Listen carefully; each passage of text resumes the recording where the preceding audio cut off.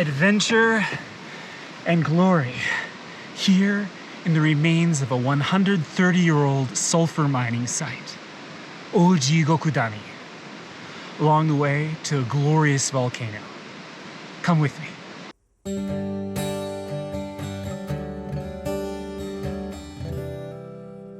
Hi, this is Quinlan. I get asked a lot about what one hike would I recommend to people who are visiting Iwate and don't have time to explore all the mountains around here.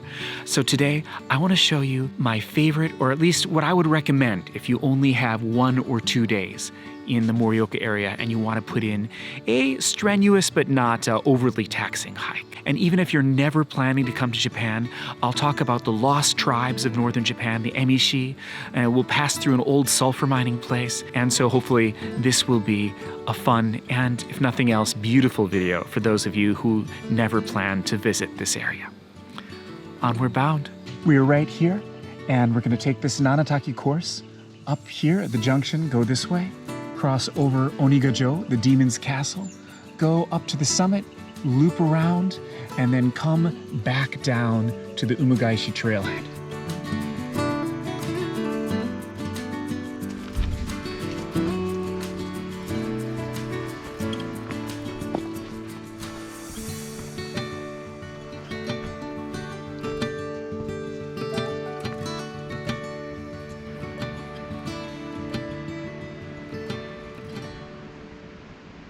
A lot of people hike just this far and then go back. It can be enough.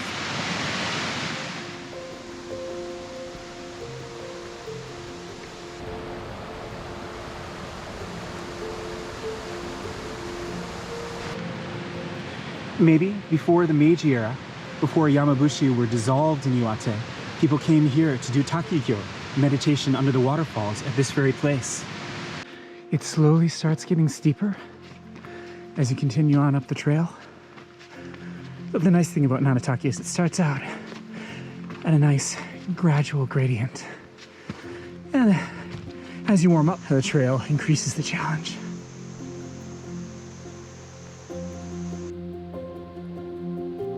The second place that I usually take a rest when I'm hiking the Nanataki Trail is after, of course, Nanataki Falls, up here on Ippukutoge. There's a couple of wood benches and a little sign here marking it. It's timing-wise a good place for a little snack and a drink.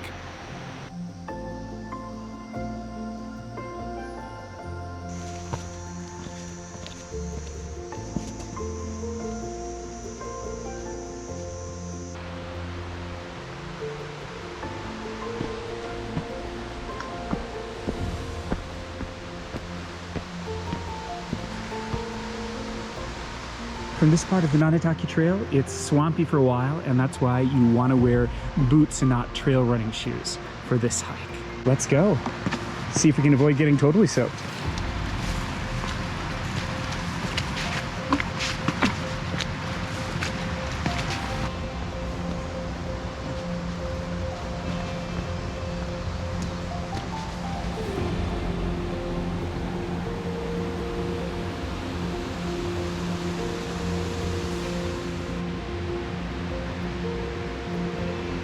Really opened up. You can see Kurokuriyama. Very swampy wet here. But look at this little waterfall. What a gem, huh?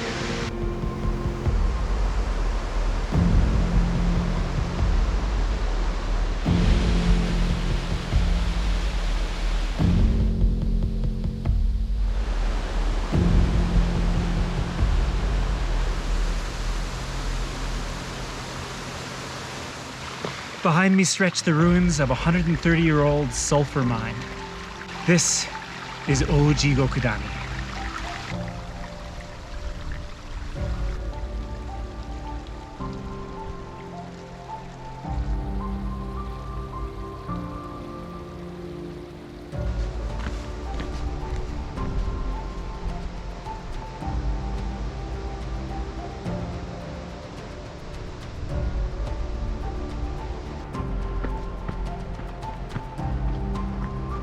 This part is pretty steep. There's a rope for you to hold, but I've got cameras in each hand, so I'm not holding it. And I'm actually pretty secure on my feet with these boots.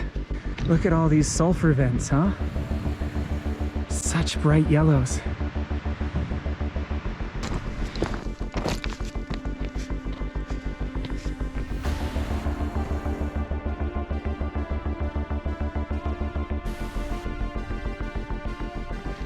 Man, I tell you,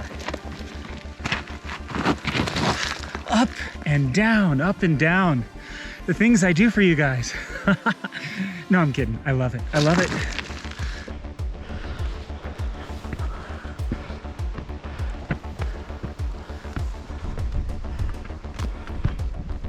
Pretty steep, huh?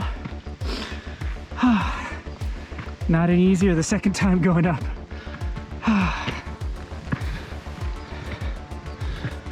This shape, the way there's all this exposed gray and sometimes red, orange, brown gravel is not natural. This is what happens in Japan after a sulfur mine. You find this landscape on several areas where they used to mine sulfur, usually along mountain trails like this.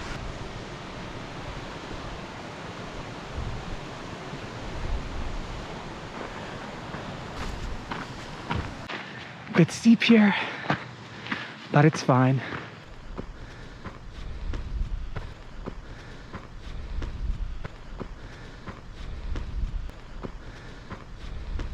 I'm now at the top of Ojigokudani, the Great Hell Valley.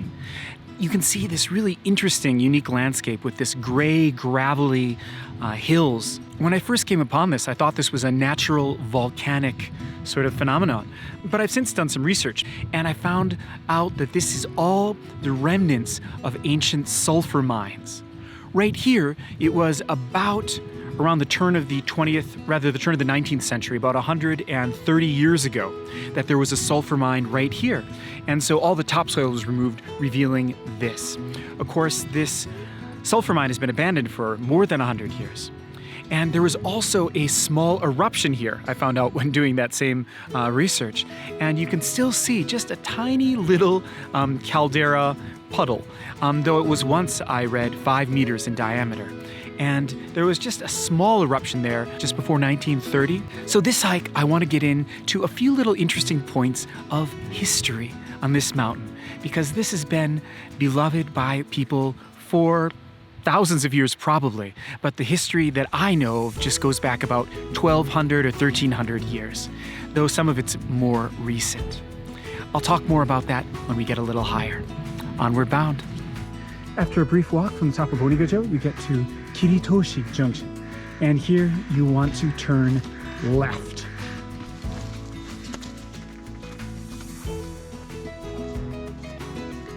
The trail across Onigajo, the Demon's Castle, begins as a rather smooth walk through the forest, but before too long, we'll start a steady ascent up along the ridgeline. There's Mount Kurakura behind us, and the summit is in sight, though still probably an hour and a half or so away, maybe 2 hours. What a sky!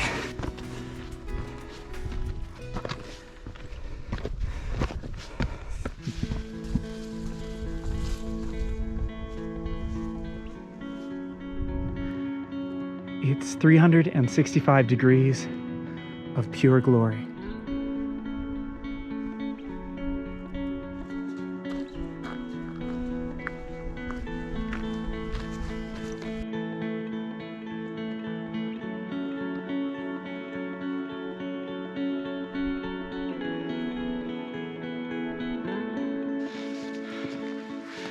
Man, it's tiring doing all that walking up and down.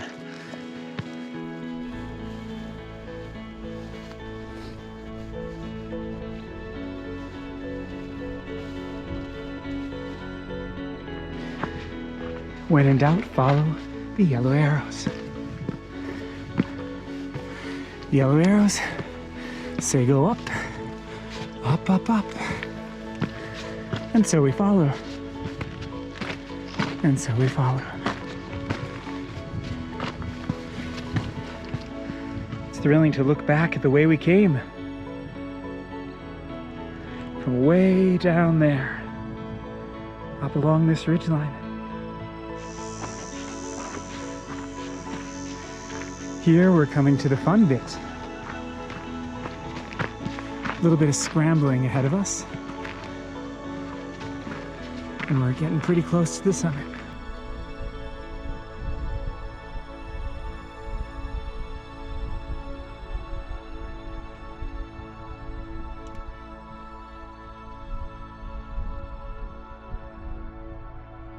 It's actually really fun. It's not hard at all to do this. It's just a fun little scramble.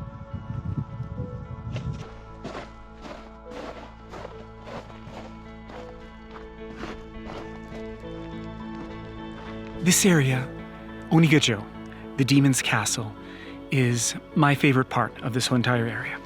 There are varying legends as to why this area is called the Demon's Castle. The one I like the most relates to the Emishi, the lost tribes of Tohoku. To really briefly summarize who these lost tribes are, we have to go back a couple thousand years actually. After the Jomon period, the peoples that inhabited Tohoku were resisting being absorbed into the Yamato, sort of Japanese Yayoi peoples. Up here were these tribal peoples that were called the Emishi by the central government. But they may have been multiple groups, and they didn't call themselves the Emishi. That was rather what they were called from the perspective of the central Japanese.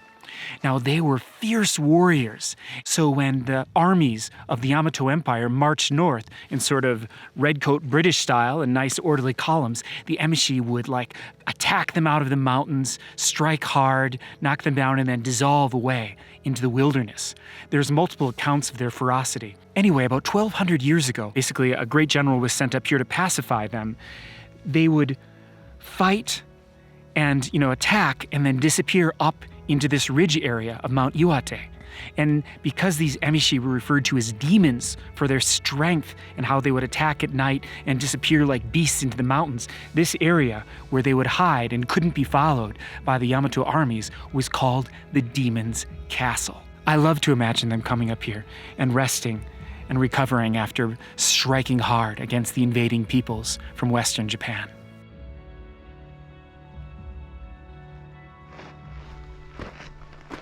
I always think that it looks like the spine of a dragon. But Demon's Castle is cool too. There is the summit. Just a little bit farther. Just a little down, then up, and we'll be there.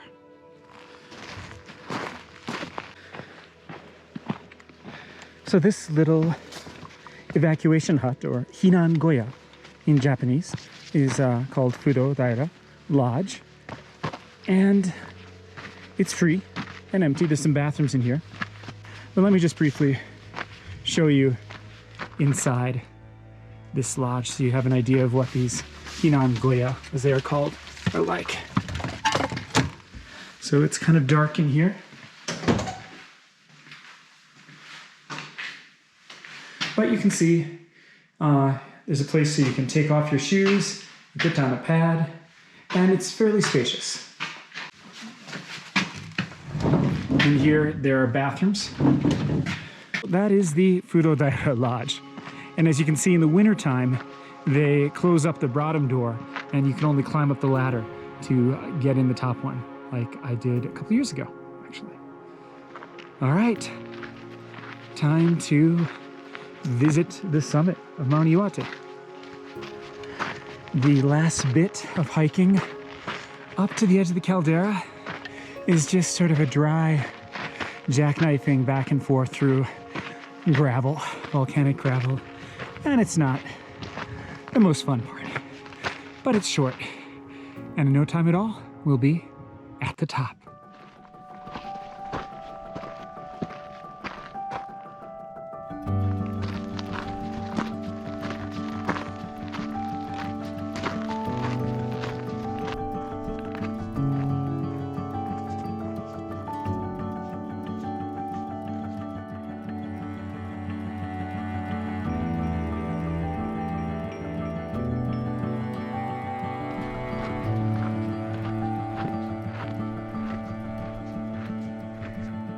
It's getting cloudy.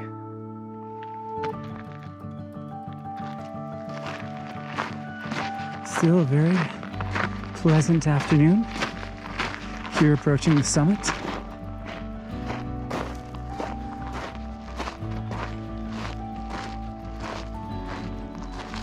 So here we are at the summit of Mount Iwate. But there's something interesting about this that not many people know or maybe pay attention to, is that Mount Iwate's summit, this summit, is technically called Yakushidake. And if you look on maps, even Google Maps, this summit is marked as Yakushidake, though it is, of course, Mount Iwate. Now, Yakushi refers to the medicine Buddha, and this, of course, all refers back to the Buddhist nature of this mountain. There's also another summit of Mount Iwate that most people think you're not allowed to go to. I think you can go there. It's just maybe slightly frowned upon because there's no real trail that gets to it, so you might tramp on some alpine flowers. But the central summit of the little hump, which is slightly lower than this, in the caldera, is called Myokodake, which refers to the Buddhist mountain at the center of the universe. As you're walking around the caldera, you see all these Buddhist statues, all those bodhisattvas. The Yamabushi, the practitioners of Shugendo, that tradition came up here on pilgrimage multiple times. In fact, some of the trails have markers and names that still refer back to that Yamabushi history. At the beginning of the Meiji era, there was something called Haibutsu Kishaku. With an interpretation of Shinto that made the emperor the central divine being, the god, Shinto was highly promoted and became the state religion during the beginning of the Meiji Restoration. And many Buddhist temples were transformed into shrines and had their statues thrown in rivers, or if there would, even burned in many cases. And the Yamabushi were Buddhists. They practiced different schools of usually tantric Buddhism, Tendai or Shingon, and so they were forced to disperse. And so that tradition was more or less lost here. But the Buddhist statues and the names remain. This is, after all, a Buddhist mountain. All right, better start moving.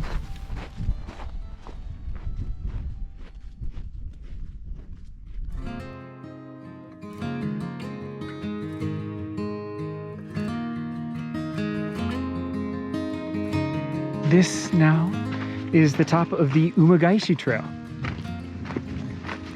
which I will take down. And there down below, perhaps you can faintly see the city of Morioka. Well, it's 3:45 p.m., which is pretty late to still be up this high. I'm right now near the 7th station, about to start my descent down the Shindo, the new trail of Umagaishi. And for me, though, I can usually get down in about an hour and 15 minutes, so that means I should reach the trailhead by roughly 5 p.m., which is fine for this time of year. Got plenty of sunlight, and I'm by myself, so I'm confident in that speed. I always feel so good after being up on the summit and doing this full hike. Of course, tired, legs are tired, but I really feel refreshed, You always feel sort of reborn a little bit after a little pilgrimage to the summit up here. All right, down we go.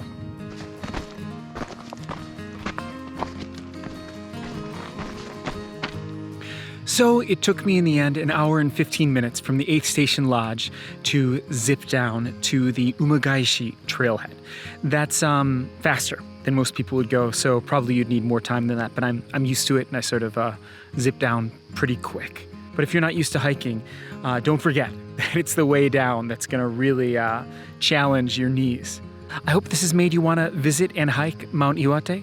This again was the Nanataki to Umagaishi Traverse, which I think is a great way to experience Mount Iwate if you can only do it once. Thank you so much for watching, and I'll see you on the trails.